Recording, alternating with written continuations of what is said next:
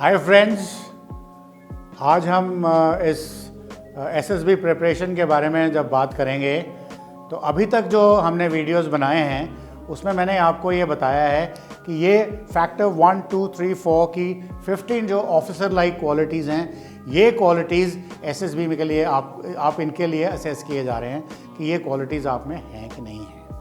और मैं एक just for the case of reputation मैं आपको एक बार फिर बता दूं कि जब आप एसएसबी की प्रिपरेशन करना चाहते हैं तो फर्स्ट थिंग इज़ कि वहाँ पे जो क्वेश्चंस पूछे जाते हैं या टेस्ट लिए जाते हैं उनके जवाब मत ढूंढिए, उनके सेट पीस जवाब मत ढूंढिए, क्योंकि वो सेट पीस जवाब रॉट लर्निंग या घोटा मारना या मगिंग करना इनकरेक्ट है।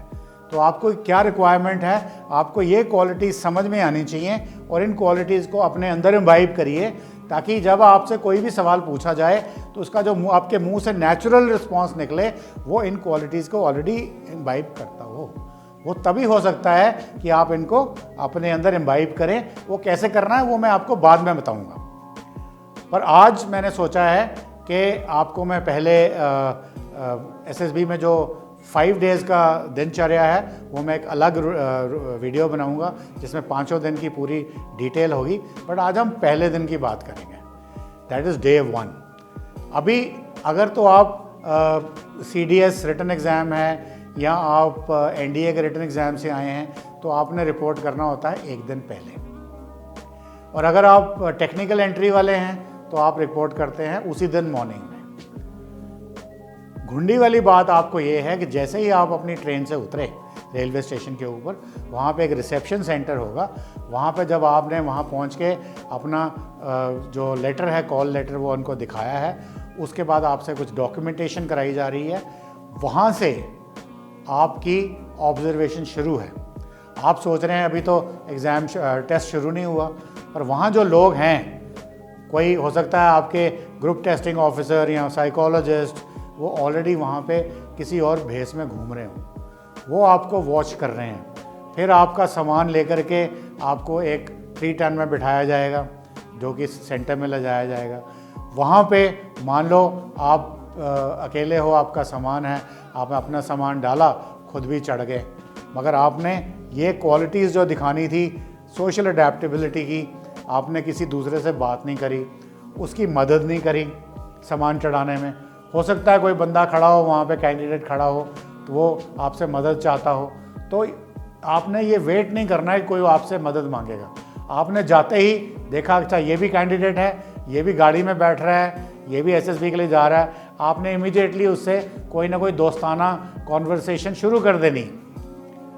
भाई आप कहाँ से आए हैं, कैसे हैं, कौन से स्कूल में पढ़ते हैं, बिहार से आए हैं, जम्मू कश्मीर से आए हैं, और वेरी गुड, 7 दिन इकट्ठे रहेंगे, 5 दिन इकट्ठे रहेंगे। तो ऐसे कुछ कॉन्वर्सेशन।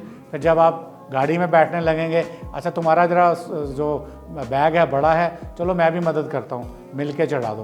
तो इस किस्म की एक्शन जो है वो आपने करनी है ताकि आप, और ये मैं बता रहा हूँ, कोई ना कोई आपको ये वॉच कर रहा है और वो आपको नोटिस कर रहा है और नोट कर रहा है कि आपने उस वक्त क्या बिहेवियर दिखाया है।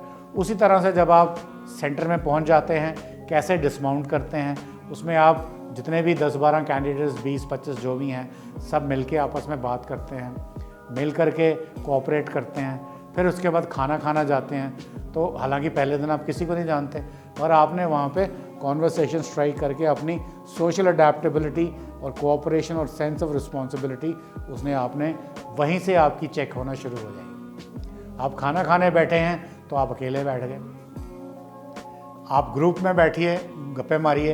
हो सकता है आपका ग्रुप वाला कोई लेट आता है आदमी, कोई कैंडिडेट, और वो कोई खाना ख़त्म हो गया है, तो आप उसको रिस्पॉन्सिबिलिटी दिखाते हुए बोलो चलो हम चेक करते हैं कौन है यहाँ पे इंचार्ज लंगर में, कुक हाउस में, उनको बोलिए जी दाल ख़त्म हो गई है, आप और ला के दे दीजिए। तो इस किस्म की जो कॉन्वर्सेशन है कि आप पहले दिन ही पहुँचे और पहले दिन ही आप लोगों को आपने दोस्त बना लिया, आप उनकी मदद भी कर रहे हैं, आप उनकी हेल्प भी कर रहे हैं, और आपस में उनके बारे में बात भी कर रहे हैं कि अच्छा आप आंध्रा से आए हैं तो आपके तो वहाँ पे ये होता है, वहाँ पे क्या होता है, कुछ कॉन्वर्सेशन स्ट्राइक करनी है। उसके बाद नेक्स्ट डे मॉर्निंग में जब आप जाते हैं, या अगर आप इंजीनियरिंग ग्रेजुएट हैं तो आप डायरेक्टली मॉर्निंग में आते हैं, सुबह रेलवे स्टेशन पे उतरते हैं और सीधा आके वहाँ आ जाते हैं। तो वो जो टाइम है जहाँ पे आपने रिपोर्ट कर दिया एक बारी अपने कॉल लेटर के साथ, उसके बाद से ये वाला फैक्टर आपका असेस होना इमीडिएटली शुरू हो जाता है। तो इसको आप ध्यान रखें।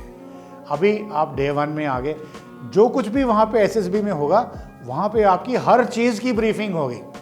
हालांकि मैं भी बता रहा हूँ, क्योंकि अगर आपको मैं पहले बता दूंगा तो आपको पता होगा कि अभी अगला इवेंट क्या है, उसमें क्या होने वाला है, तो आपकी जो सिमुलेशन लेवल होगा, जो आपका रिसेप्शन लेवल होगा, वो बेटर होगा। आप उस इंस्ट्रक्शन को अच्छी तरह समझेंगे क्योंकि आप पहले मेरे से सुन चुके हैं। तो वहाँ पे पहले दिन बेसिकली स्क्रीनिंग बोलते हैं। स्क्रीनिंग का मतलब ये है कि आपने 60 कैंडिडेट आप आ गए।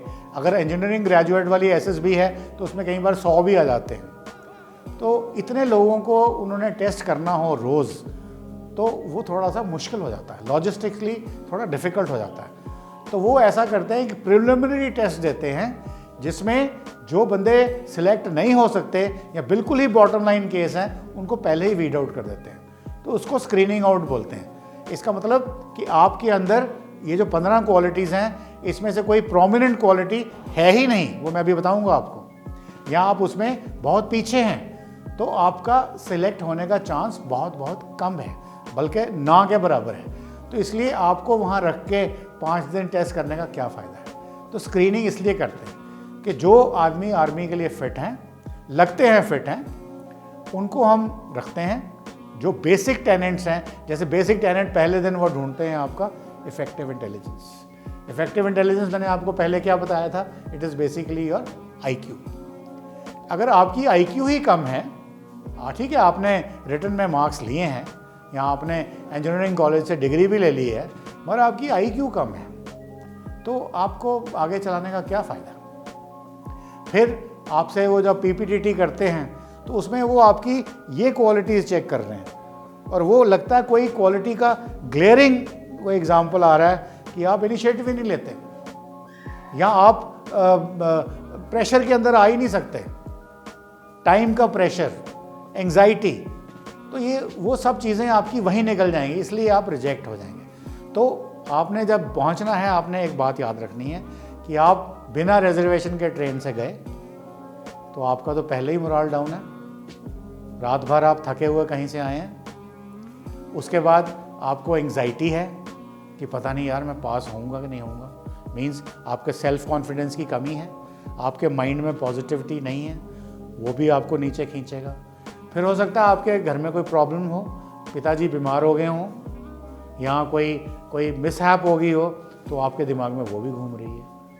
तो ये सब चीज़ें जो हैं ये आपके परफॉर्मेंस के ऊपर इम्पैक्ट करती हैं। तो पहले दिन जब आपकी स्क्रीनिंग होगी, आप वहाँ जाओगे, अगर इन चीज़ों को अपने साथ लेके जाओगे तो आप परफॉर्म नहीं कर पाओगे। आप अगर पास होने वाले थे, राइट मटेरियल भी हो, परंतु इन चीज़ों की वजह से आप अपनी ये क्वालिटीज़ डिस्प्ले नहीं कर पाए, दैट मीन्स आपके अंदर सेल्फ कॉन्फिडेंस की कमी है, आपके अंदर इतना कॉन्फिडेंस नहीं है, आपके माइंड में इतनी पॉजिटिविटी नहीं है कि आप अपनी जो भी प्रॉब्लम्स हैं, जो भी नेगेटिव्स हैं या जो भी दिक्कतें आपको आई हैं, वो उनके ऊपर आप उनको कॉन्कर नहीं कर पा रहे हो। मैंने जैसे आपको पिछले वीडियो में बताया था, करण ने बोला मैं काठ का योद्धा नहीं हूँ, डर मुझे भी लगता है, परंतु मुझे डर से जीतना है। अगर मैं डर से जीतूंगा तभी चैंपियन कहलाऊंगा। तो उसी तरह से एसएसबी में जब आप वहाँ पहुँच गए, आपके दिमाग में किसी किस्म का डर नहीं होना चाहिए। चलो मैं आपसे एक सवाल पूछता हूँ, आपको किस बात का डर है एसएसबी में? अगर आप पहुँचते हो, ज़्यादा से ज़्यादा सिलेक्ट नहीं होगे, यही डर है ना कि मैं रिजेक्ट हो जाऊँगा, पास नहीं होऊंगा। और अगर एंग्जाइटी में रहोगे तो वैसे ही पास नहीं होना, तो might as well take a chance. अपने डर को फेंको, अगर तो आपके दिमाग में 50-100 बातें हैं उनको परे मारो और फिर बोलो कि हाँ अब मुझे करना है और मैं सीख के आया हूँ, मुझे पता है कि OIR में क्या होने वाला है, मुझे पता है कि PPTT में क्या होने वाला है और मैं कर लूँगा। और उसके बाद भी जब आपकी ब्रीफिंग होती है वहाँ पे, हर टेस्ट के पहले आपको बताया जाता है, अगर आपके दिमाग में कोई सवाल है आप पूछिए। आपको जब जो भी ब्रीफिंग करने वाला, चाहे वो साइकोलॉजिस्ट है, चाहे वो जीटीओ है, या इवन इंटरव्यूइंग ऑफिसर भी आपसे इंटरव्यू शुरू करने से पहले आपको बिल्कुल रिलैक्स कराएगा, उसके बाद वो आपसे बात करनी शुरू करेगा। वहाँ आप सवाल पूछ सकते हैं, आपके दिमाग में कोई डाउट है, आप सोचते हैं कि यार अगर ऐसा हो गया तो क्या होगा या क्या करना है, तो आप ये क्वेश्चन पूछ सकते हैं। ये क्वेश्चन पूछना बिल्कुल लेजिटिमेट है, बल्कि अच्छी बात है कि आपने क्वेश्चन पूछा, मीन्स आप इंटरेस्टेड हैं। आपके दिमाग में जो रीजनिंग एबिलिटी है ये वाली, ये काम कर रही है। आप जानना चाहते हैं कि अगर ये काम हमने करना है तो इसका सही तरीका क्या है, इसमें अगर कोई पिटफॉल है तो आपको पता होना चाहिए। तो ये बातें ले करके जब आपका पहला टेस्ट शुरू होता है वो है OIR। ये OIR is officers intelligence rating. ये ऑफिसर इंटेलिजेंस रेटिंग कुछ नहीं है, कोई स्पेशल बात नहीं है, ये बेसिकली आपकी IQ टेस्ट की जा रही है। और ये IQ टेस्ट करते हैं आपके रीजनिंग की और इससे वर्बल और नॉन वर्बल रीजनिंग की। और ये जो टेस्ट है ये कोई सर्विस सिलेक्शन बोर्ड का कोई स्पेशल टेस्ट नहीं है।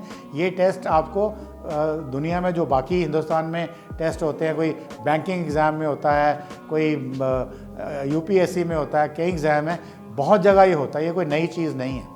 और इसमें मैंने आपको बताया, अगर आप इसको देखना चाहते हैं तो मैं आपको रेकमेंड करूंगा, अरिहंत की एक प्रेसी आती है, एक गाइड आती है, आप उसको यूज़ करिए, आपको उसमें बड़े अच्छे एग्जांपल्स मिल जाएंगे। और ये क्या टेस्ट रीजनिंग वाले होते हैं, वर्बल, नॉन वर्बल। जैसे अभी मैं एग्जांपल देता हूँ आपको, मान लो ऐसे कोई फिगर्स बनाएंगे जिसमें एरो पॉइंट कर रहा है ऐसे, और इसका आंसर आपको पूछा जाएगा। इसमें नेगेटिव मार्किंग नहीं होती। अभी देखिए इसमें पैटर्न है, आपने सिर्फ पैटर्न ढूंढने हैं। पैटर्न क्या है, पहले एरो था पॉइंटिंग टू द ईस्ट, फिर ये 90 डिग्री वेस्ट हो गया, फिर ये ईस्ट हो गया। अभी नेक्स्ट इसका आंसर क्या होना चाहिए, बस इतनी सी बात है। तो इसमें कोई खास प्रॉब्लम नहीं है। ओनली थिंग इज इसमें किस तरह की चीज़ें हैं उनसे आपने अपने आप को अक्वेंट करना है। ये कोई ऐसी कोई फिजिक्स की कोई बड़ी कठिन सवाल नहीं है जो आपको नहीं आ सकता। ये सिर्फ आपने अपने आप को इन चीज़ों से परिचित कराना है कि भैया इसका आंसर तो ऐसे आता है।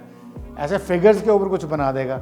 जैसे मान लो एक और एग्जांपल देता हूँ, एक ये आ गया, दूसरा ये आ गया, तीसरा ये आ गया, चौथा ये आ गया, ये आ गया। अभी यहाँ पे क्या होना चाहिए, यहाँ पे ऑटोमेटिकली तो ये आंसर है इसका। तो इस किस्म के आपसे सवाल पूछे जाएंगे। और सिमिलरली जैसे ये मैंने फिगर्स की बात करी थी, वैसे ही मान लो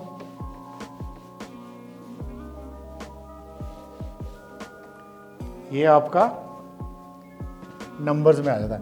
जब मैंने पहले भी एग्जांपल दिया था 1, 2, 4, 8, 16। अभी आगे इसका पूछेगा जवाब क्या।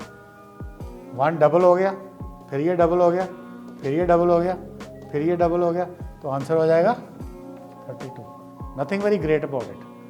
और इसी को कॉम्प्लिकेट करने के लिए वो करेगा 1, 3, 2, 6, 4, 12। अभी ये सीरीज में क्या है,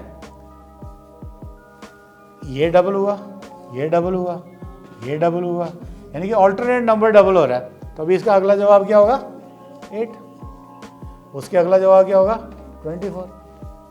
तो इस किस्म के जो सवाल हैं ये आपकी चेक कर रहा है effective intelligence.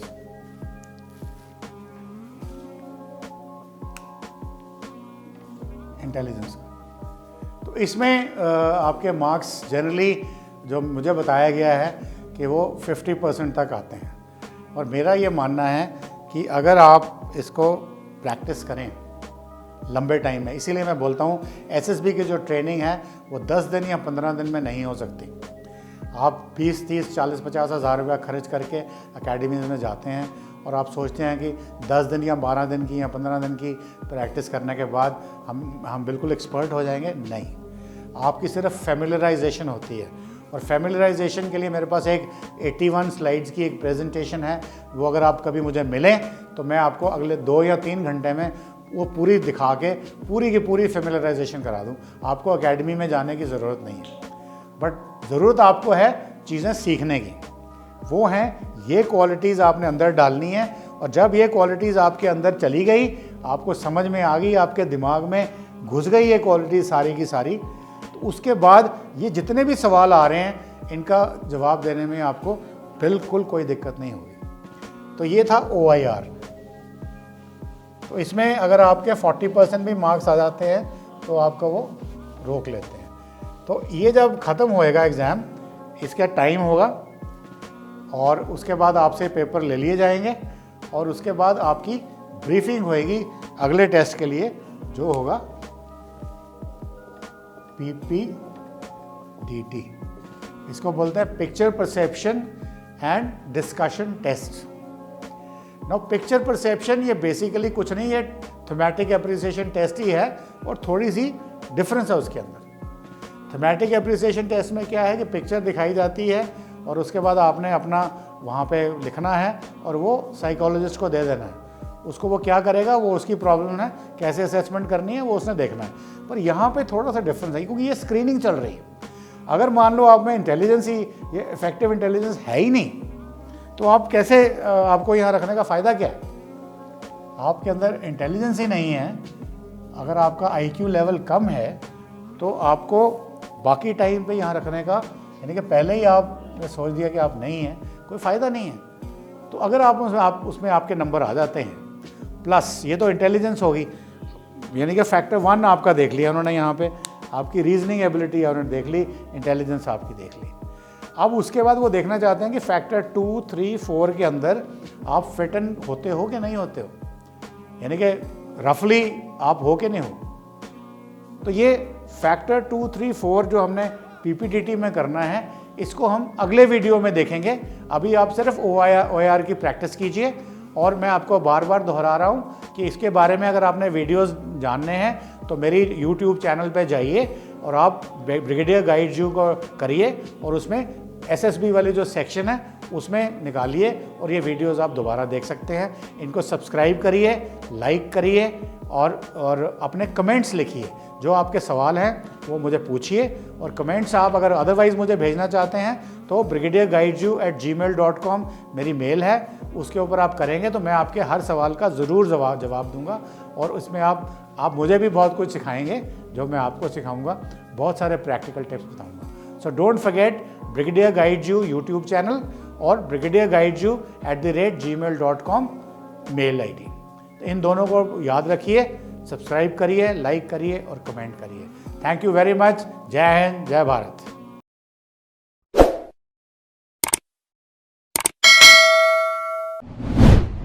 Jai Hind, my name is Vijay Sagar Dheman.